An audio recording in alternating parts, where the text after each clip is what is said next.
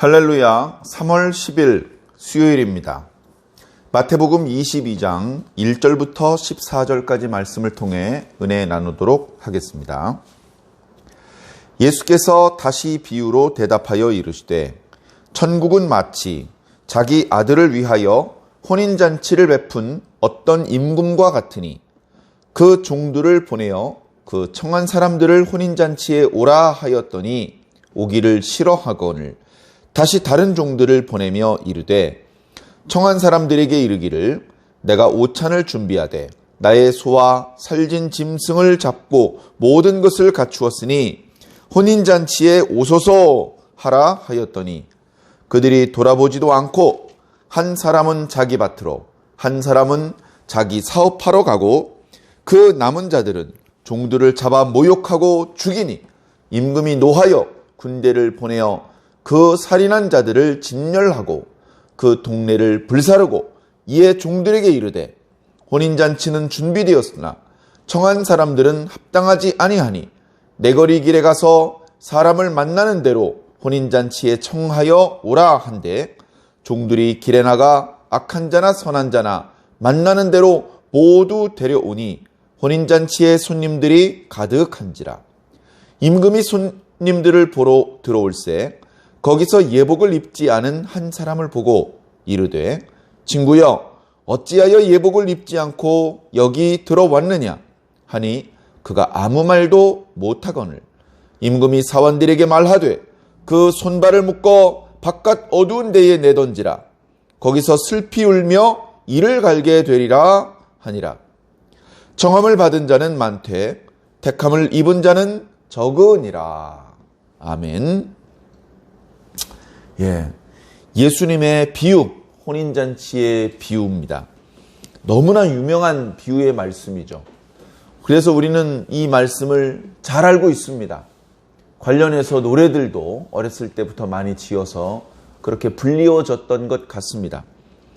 그런데 이 말씀은 그렇게 널리 잘 알려져 있는 만큼이나 매우 중요하고 특별히 천국 비유이기 때문에 하나님의 백성들이 천국에 가는 과정과 그 상황 속에서 전개되는 구도, 그런 어떤 정경들을 적나라하게 보여주고 있습니다. 오늘 말씀은 예수님께서 성전에 입성하신 이후에 하셨던 말씀이죠. 몇 차례 말씀드렸던 것처럼 첫날에 이렇게 성전에 들어가셔서 막 매매하는 사람들 쫓아내시고 상 없고 의자 뒤집어 버리고 그렇게 이제 하셨고 병자들도 고치셨고 이렇게 하셨었는데 그 다음 날에 백성들을 가르치자 이제 대제사장과 또 장로들이 나와서 너 도대체 무슨 자격으로 무슨 권리로 어떤 권위로 이런 일을 하고 있는 것이냐, 누구에게 받은 권위냐, 이제 권위 논쟁이 벌어졌습니다. 세례 요한의 세례가 하늘로부터냐 사람으로부터냐, 이런 주님의 질문에 그들이 대답을 하지 않기 때문에 주님께서도 그들에게 집답을 하지는 않으셨지만 비유를 베풀어 주셨죠. 중요하니까 제가 자꾸 반복하고 있습니다. 그 비유 첫 번째는 두 아들의 비유였고요. 두 번째 비유는 포도원의 비유, 특별히 악한 농부들에 관한 비유였습니다.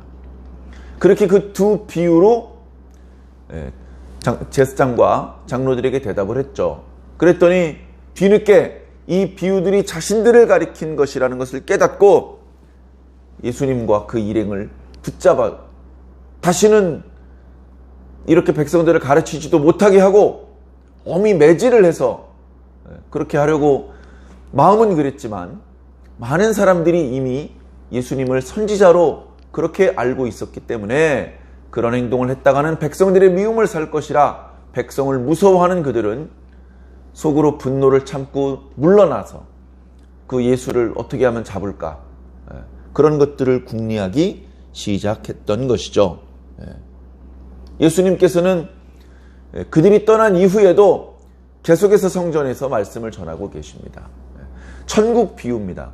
어떻게 보면 두 아들의 비유, 그리고 포도원 농부의 비유, 그리고 이 천국잔치, 혼인잔치의 비유, 이 비유가 어떻게 보면 예루살렘 입성한 이후에 많은 무리들에게 던진 비유 3부작이라고 할 수도 있는데요. 이 내용들은 다 천국에 대한 비유들이고, 그리고 바로 우리들에 대한 말씀들입니다. 두 아들의 비유에서도요, 첫째 아들은 아버지의 신뢰를 받았습니다. 아버지에게 존중을 받았습니다.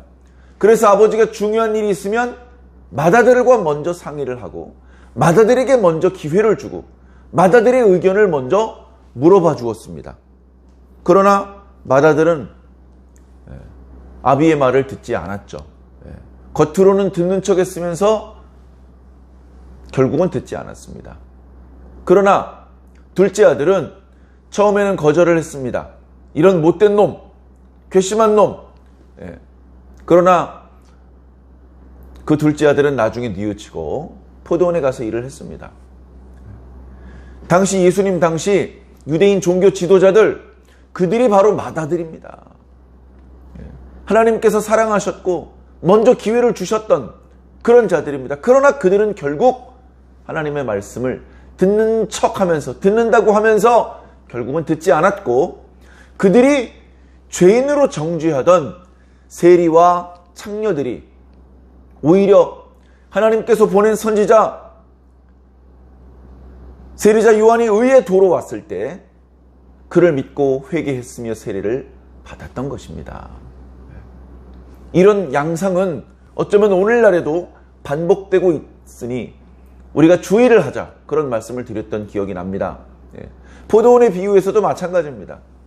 주인은 모든 것을 다 가지고 있었습니다. 모든 것이 다 주인의 소유입니다. 주인은 자기가 신뢰하는 농부들에게 그 포도원 전체를 새로 주었습니다. 그리고서 멀리 떠났죠. 그런데 이 농부들이 자기가 주인 행세를 합니다. 진짜 주인이 그 소출을 얻기 위하여 보낸 그런 종들을 쳐서 죽입니다. 그리고서 마지막에 아들을 보냈는데도 불구하고 존대하지 않고 그가 상속자임을 알고 그를 죽여서 포도원을 온전히 차지하려고 그렇게 해서 포도원 밖으로 끌고 나가서 죽였습니다. 집주인이 어떻게 하겠습니까?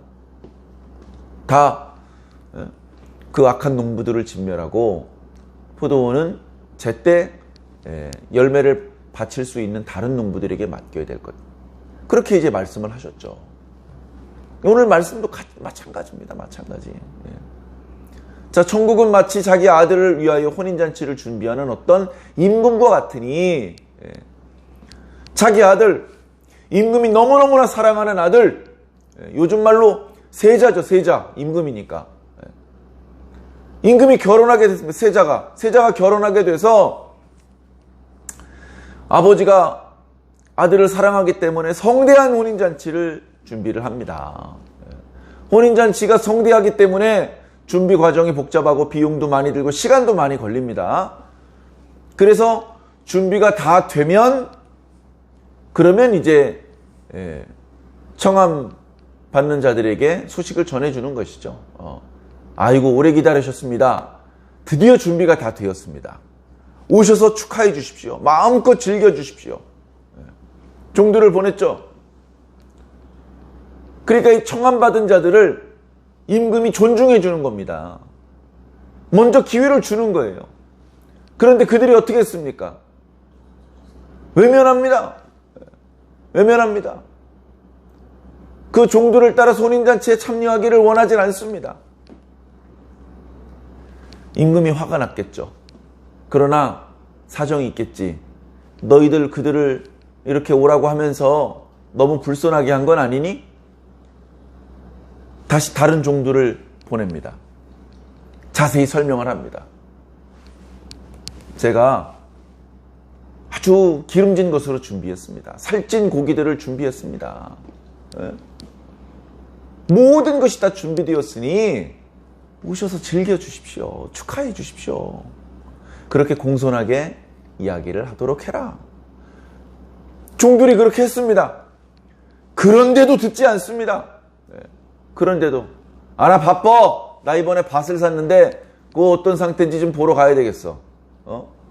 이제 봄도 되고 했으니 땅을 갈고 거름을 주고 어떤 작물을 심어야 될지 상황을 좀 봐야 되니까 바빠, 비켜. 다른 사람은 장사를 해야 된다면서 뒤도 보지 않고 가버렸습니다. 먼 지역으로 다른 나라까지 가서 장사를 하러 가는 것인지 가버렸습니다.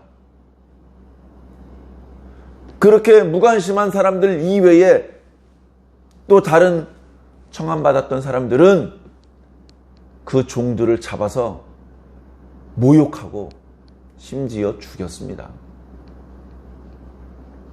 그 소식이 임금의 귀에 들어갔겠죠. 이런 괘씸한 놈! 내가 너희들을 존중하고 너희들에게 먼저 기회를 주었건만 거듭 종들을 보내었건만 그것을 거절하고 오히려 내 종들을 모욕하고 죽였으니 이것은 나를 모욕한 것이다. 임금이 그들을 찾아갈 때는 빈손으로 가지 않습니다. 혼자 가지 않습니다.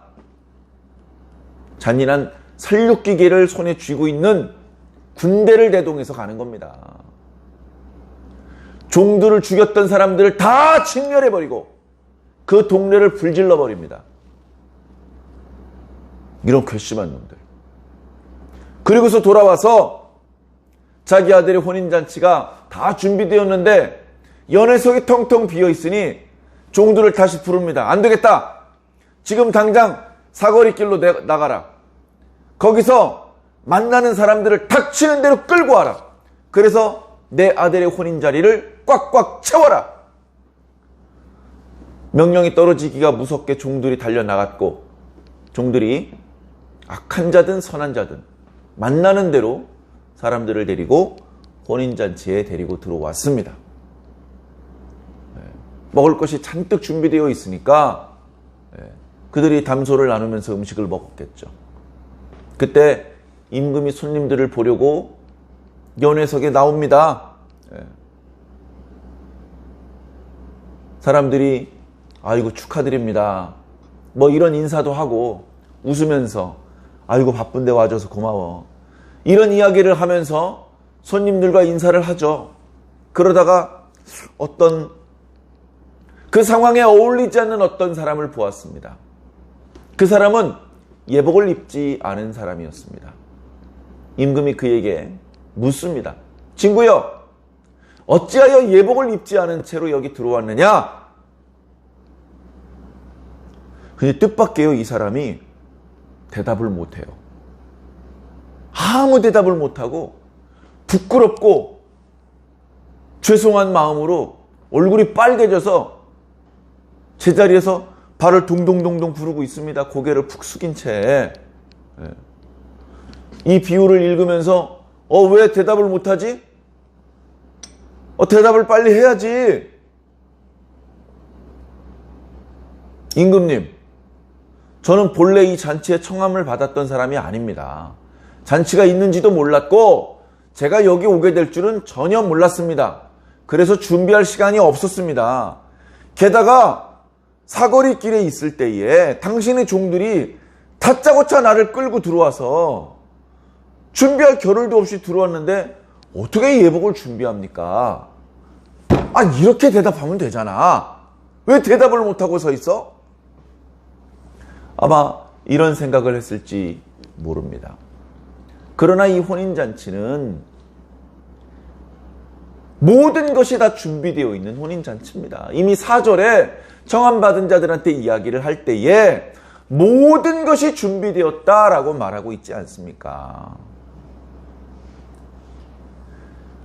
혹여 길거리에서 갑자기 끌려오듯 혼인잔치에 왔더라도 그렇게 준비 없이 급작스럽게 온 사람에게도 입을 수 있는 예복을 입구에서 나누어 주는데 다 그걸 걸치고 들어왔는데 혼자서 그걸 걸치지 않고 손에 쥐고 있다면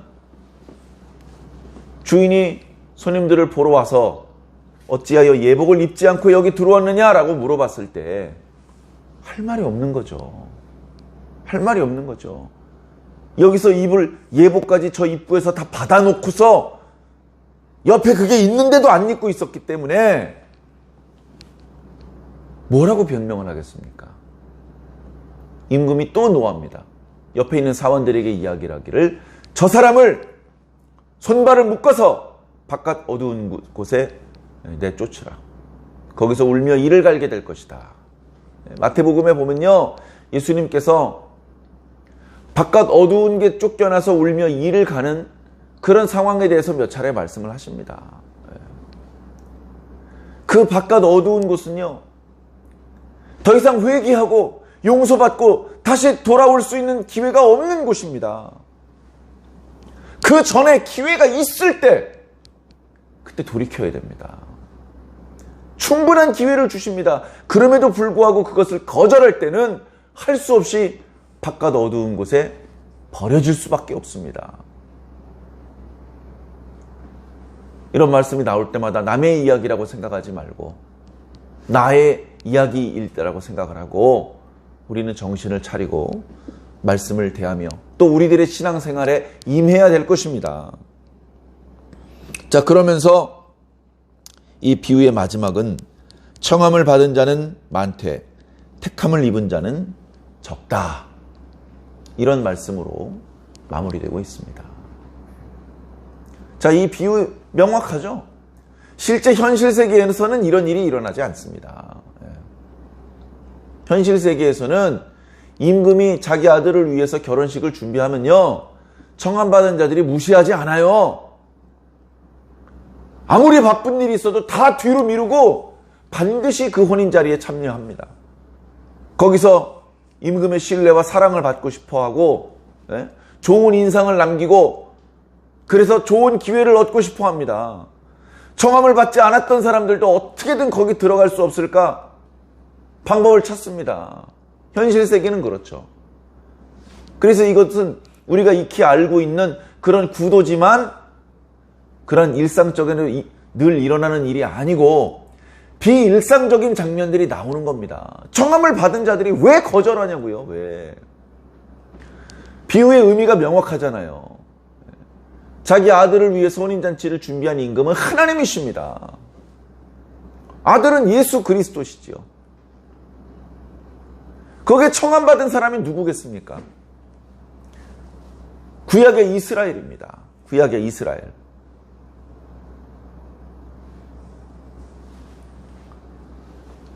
그들을 청하는데 안 옵니다. 안 와요. 거절해요. 무수한 선지자들을 보냈습니다. 그 선지자들의 메시지는 돌아오라는 겁니다. 아버지를 버리고 떠난 자식들아, 아버지에게 돌아오라. 너희의 죄를 탓하지 않고 너희를 용서할 것이며 너희들의 상처를 치료해주고 더러워진 것을 씻어주고 새로운 옷을 입혀서 다시 내 아들의 지위를 회복해 줄 것이다. 돌아오기만 하면 된다. 다 준비되어 있다. 안 돌아옵니다. 우린 바알이 더 줬어. 아세라가 더 줬어. 이러고 안 돌아옵니다. 하나님께서 다시 다른 종들을 보냈어요. 안 간다니까 왜 자꾸 하면서 하나님께서 보낸 종들을 곱게 죽이지 않고 잔인하게들 죽였습니다. 하나님께서 진노하십니다. 끝끝내 거절한 자들을 내버려 두지 않습니다. 아수르의 침공이, 바벨론의 침공이, 그리고 예수님 부활하신 이후에 로마의 침공이 단순히 정치, 군사, 힘의 논리로 펼쳐진 것만은 아닙니다. 자, 그런데 이 이야기를, 이 오늘 읽은 예수님의 비유의 말씀을 과거의 이야기, 구약의 이스라엘 백성들, 그들이 하나님의 돌아오라는 메시지를 거절했을 때 하나님께서 아수르와 바벨론 또는 로마의 군대의 힘으로써 그들을 진멸하셨던 이야기, 그런 재미난 옛날 이야기로만 생각한다면 큰일 납니다. 큰일 납니다. 정말로 옛날 사람들에게만 해당되는 말씀이었다면 이 말씀이 뭐하러 오늘날까지 기록에 남겨져서 우리들에게 전달이 됐겠습니까? 이 말씀은 오늘 우리들에게 주신 말씀입니다. 오늘 이 말씀을 읽고 듣고 있는 모든 성도들이 어쩌면 청함을 받은 자들인지도 모릅니다. 예수님께서 다시 오실 때 하나님께서 새 하늘과 새 땅을 창조하실 때 그때 누구에게 먼저 기회를 주시겠습니까? 예수님 믿는 사람들, 교회 다니는 사람들에게 먼저 기회를 주십니다. 그들이 다 수락할까요? 다 그 초대에 응해서 갈까요? 다 갈 것 같죠? 하나님께서 하시는 일은 그렇게 쉬운 일이 아닙니다. 쉽게 믿을 수 있는 일, 쉽게 순종할 수 있는 일들이 아닙니다.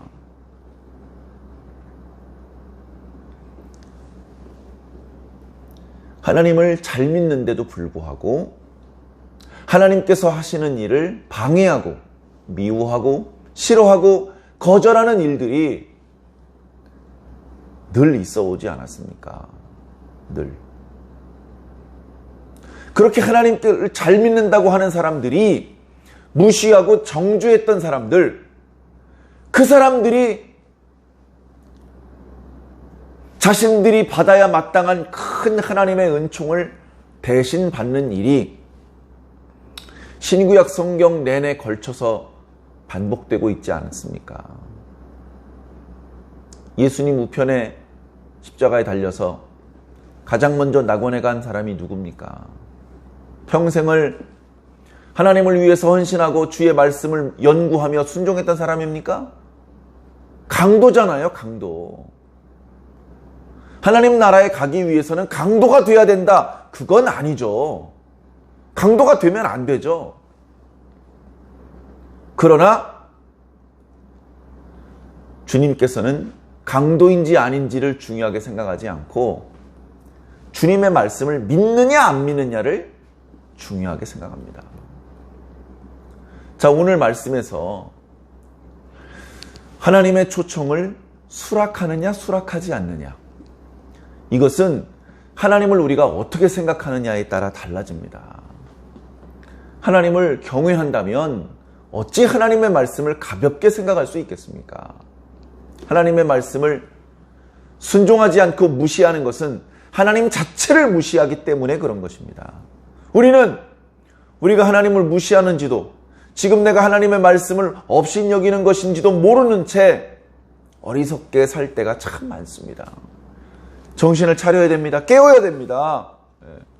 잘못된 것들을 버려야 됩니다. 관행이란 이름으로 합리화시키지 말고 철저히 하나님과 그 말씀을 기준으로 삼아야 됩니다.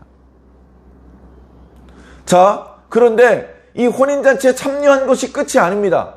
비유의 말씀을 보니까 너는 어찌하여 예복을 입지 않고 여기 들어왔느냐? 라는 주인의 말에 다시 몇 사람들이 그 혼인잔치 바깥쪽으로 쫓겨나가는 일을 이 비유에서는 말씀하고 계신데요. 이 의복은 요한계시록 19장을 보니까 성도들의 옳은 행실인 것 같습니다. 성도들의 옳은 행실. 다시 말해서, 자, 우리가 본래부터 하나님 나라에 대한 종주권, 우선권을 가지고 있는 사람들은 아니었습니다. 우린 이방인들이었고 우린 죄인들이었습니다. 그럼에도 불구하고 하나님께서 우리들에게 기회를 주셨습니다. 은혜를 베풀어 주셨습니다. 우리들도 하나님 나라에 들어갈 수 있도록 문을 열어 주셨습니다. 문이 열렸다고 다 천국에 들어가는 게 아니라는 겁니다. 문을 열어 주셨는데 그렇게 문을 열어 주시고 우리들을 초청해 주시는 하나님께 감사하고 그런 구원의 역사에 대해서 온전히 믿고 그걸로만 끝나는 것이 아니고 그렇게 우리가 하나님의 말씀을 믿고 하나님의 백성으로 부름을 받았다면 이제 달라진 모습을 보여드려야 된다는 겁니다. 말씀을 아는 것이 아니라 온전히 믿어야 되는데 이 믿음 속에는 말씀을 준행하는 것이 포함이 되어 있습니다. 그래서 마태복음에서는 계속해서 아버지의 뜻대로 행하라고 말하지 않습니까? 나더러 주여 주여 하는 자마다 다 천국에 들어갈 것이 아니요 오직 하늘에 계신 내 아버지의 뜻대로 행하는 자라야 들어가리라. 아버지의 뜻대로 행하는 자가 내 가족이다. 너희 생각에는 누가 아버지의 뜻대로 하였느냐?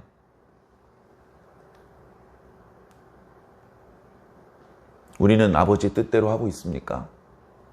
교회 가서 예배 드리는 시간뿐 아니고 예배를 마치고 다시 일상으로 돌아온 그 시간에도 우리는 아버지의 뜻대로 살아야 합니다.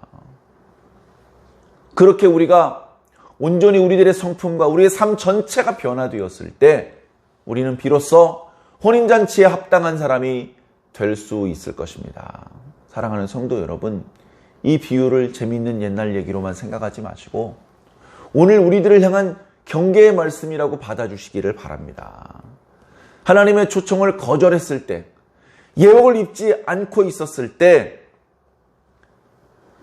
우리는 더 이상 하나님의 혼인잔치의 즐거움과는 무관한 바깥 어두운 데로 쫓겨날 수밖에 없는 그런 자들이 될 수밖에 없습니다. 하나님께서는 우리를 바깥 어두운 데로 내쫓고 싶어 하지 않으십니다. 우리가 하나님께서 준비한 모든 이 구원의 기쁨을 누리기를 바라십니다. 사랑하는 성도 여러분, 놀라운 하나님의 은혜를 받아 여기까지 오셨는데 조금만 더 분발하시기 바랍니다.